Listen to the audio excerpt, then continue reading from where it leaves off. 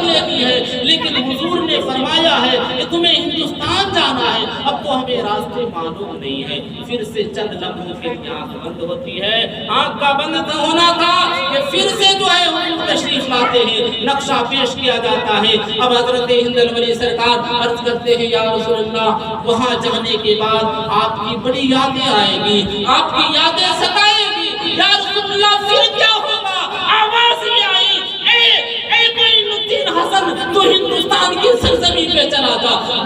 جب نگاہوں کو بند کرے گا، اپنے نگاہوں کے سامنے کسی اور کو نہیں بلکہ مجھے پانا ہے۔ اس لیے عصر کی نماز کے بعد اکثر ہند الولی سرکار اپنے حجرے میں، اپنے جھونپڑی میں رویا کرتے تھے، اور لوگ جب پوچھتے تو آپ فرماتے مجھے میرے پیر و مرشد کی یاد آتی ہے، مجھے میرے حبیب کی یاد آتی ہے، لیکن جب روتا ہوں، آنکھوں کو بند کرتا ہوں، حضور کا دیدار ہو جایا کرتا ہے۔ وہ روضہ تو ایسا روضہ ہے مسلمانوں، جہاں خوش نصیب ذہین نصیبہ سے وہاں پہنچتے ہیں اور روضہ رسول کی جانیوں کو بوسہ دیا کرتے ہیں۔ وہ روضہ رسول جہاں جانے کے لیے امام یوسف نبہانی آپ اکثر و بیشتر دعا کرتے تھے، بار بار آپ جاتے تھے، اور جانے کے بعد جب واپس چلے آتے تھے پھر خواہش کرتے، اپنے خادم سے کہتے یار تمنا ہے کہ پھر سے روضہ رسول پہ جاؤ۔ آپ کے خادم کہتے حضور آپ ابھی تو ہو کر کے آئے ہیں، اور ہاں آپ جاتے بھی ہیں تو مسجد نبی میں داخل نہیں ہوتے ہیں،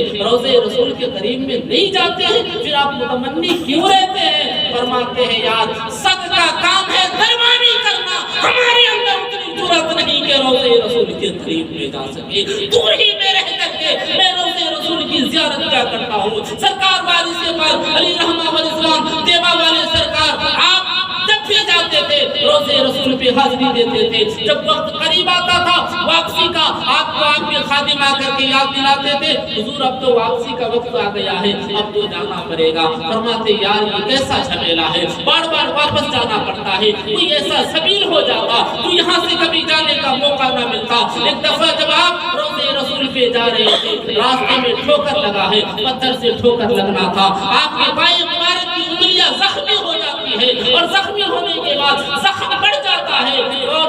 سرکار وارث پاک جب ہفتہ دن گزرتا آپ اس پر کے جو پٹی ہوا کرتا تھا اسے آپ نوچ لیا کرتے تھے، پھر سے زخم ہرا بھرا ہو جاتا، پھر جب وہ درست ہونے ہوا تھا پھر سے آپ نوچ لیا کرتے تھے، جب درست نہیں ہوا کہنے لگے درست نہیں ہو رہا ہے، آپ کے خادم کہتے حضور اسے تو آپ خود ہی ٹھیک نہیں ہونے دیتے ہیں، یہ تو درست ہونے کو آتا ہے لیکن آپ پٹی اکھاڑ دیتے ہیں، سبب کیا ہے؟ سرکار وارث پاک فرماتے ہیں یار یہ جو نشانات ہے نا، یہ جو نشان ہے، یہ جو زخم ہے نا، کہیں اور کا کیا ہوا نہیں ہے بلکہ آقا کے مدینہ کا ہے۔ جب میں اسی زخم کو دیکھتا ہوں مجھے آقا کا روضہ یاد آ جائے، وہ آقا کریم صلی اللہ علیہ وسلم کا روضہ ہے نا، جہاں جاندار کو جاندار ہے، بے جان کو اگر وہاں سے لائے نا تو وہ ان کی جدائی میں رویا کرتے ہیں۔ جیسے ایک ایسا بھی واقعہ ملتا ہے جب حاجیوں کا قافلہ واپس آ رہا تھا جدہ ایئرپورٹ پہ، تو ایک حاجی صاحب کے پاس میں ایک ایسا بکسا تھا جس میں سے پانی ٹپک رہا تھا۔ سرکاری ملازمین جب دیکھتے ہیں انہیں روکتے ہیں، کہتے کہ ایسا لگتا ہے آپ کے بکسے میں کہیں زمزم کا ڈھکن تو نہیں کھل چکا ہے جو پانی نیچے گر رہا ہے؟ کہنے لگے اس بکسے میں تو ہم نے کوئی زمزم کے شیشے یا پانی کو نہیں رکھا ہے۔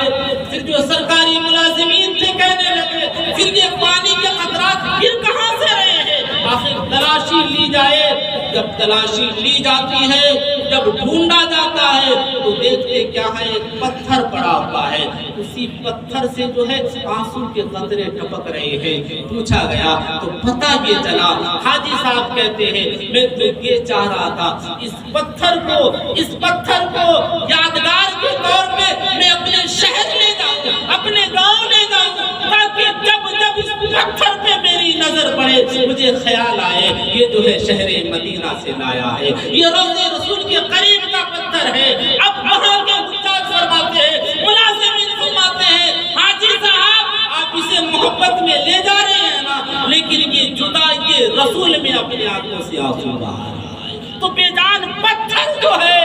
اپنے اندر سے آنسو بہاتا ہے۔ لہٰذا وہ روزہ ایسا روزہ ہے کہ حاجیوں کا قافلہ حج سے فراغت کے بعد جب مدینۃ الرسول پہنچتا ہے تو پہنچنے کے بعد جب وہاں جاتے ہیں تو لوگ جاتے تو ہنستے ہوئے ہیں، مسکراتے ہوئے جاتے ہیں، جستجو کرتے ہوئے جاتے ہیں، لیکن فراغت کے بعد جب واپسی کا سفر ہوتا ہے حاجی صاحبان لوگ بتاتے ہیں کہ جب واپس پلٹتے ہیں طبیعت نہیں ہوتی ہے واپس پلٹنے کی، ایک قدم چلتے ہیں واپس پلٹ کر روضے رسول کو دیکھتے ہیں اور یہی کہتے ہیں اب یہ ہرا گنبد میرے نظروں سے اوجھل ہو رہا ہے۔ وہ شہر مدینہ جس سے حضور بھی اتنی محبت فرماتے تھے، الفت فرماتے تھے، اگر حضور کو شہر مدینہ سے کہیں سفر کرنا ہوتا تو حضور ہلکے ہلکے قدم اٹھا کر کے چلتے، واپس پلٹ کر کے شہر مدینہ کو دیکھتے تھے جب تک کہ نظروں سے اوجھل نہیں ہو جاتا۔ اور جب واپسی ہوتی شہر مدینہ کی تو آپ کی سواری جو ہے آپ اپنے سواری کو تیز فرما دیا کرتے تھے اور فرماتے تھے مجھے شہر مدینہ کی یاد آ رہی ہے، طبیعت چاہتے کتنا درد ہو کہ میں شہر مدینہ پہنچ جاؤں۔ لہٰذا مسلمانوں وہ شہر مدینہ جہاں اگر کوئی پہنچ گیا حضور کے روضے کی زیارت کر لیا تو حضور اس کی شفاعت کرواتے ہوئے ہمیں دعا کرنی چاہیے، التجائے کرنی چاہیے، ہمیں تو تمنی ہونی چاہیے، ورنہ اگر قسمت میں نہ ہونا تو گھر کے اوپر گھر بنا لیں، خیال ہی نہیں آئے، خیال ہی نہیں آئے، کیونکہ ہم کو متمنی بھی نہیں ہے، یاد ہی نہیں آتا، اس کے لیے کوشش کون کرے؟ انسان کوشش کرے تو کوشش کرنے سے کیا نہیں مل جاتا ہے، ہر چیز حاصل ہو جاتا ہے، تو ہمیں اس کے لیے بھی کوشش کرنی چاہیے۔ اور جب کوشش کریں گے قسمت میں اللہ نے لکھا ہوگا تو ہمارے حق اور حصے میں بھی جو ہے حج بیت اللہ کا طواف ہو جائے گا، روضے رسول کی زیارت ہو جائے گی۔ اور اگر قسمت میں نہیں لکھا ہوگا لاکھ کوشش کرو نا واپسی نصیبات کی بات ہے۔ لہٰذا اللہ رب العزت ہمیں اور آپ کو ان ساری باتوں کے اوپر عمل خیر کی توفیق عطا فرمائے، اور حاجی سلیم صاحب اور ان کی اہلیہ محترمہ اور ان کے صاحبزادے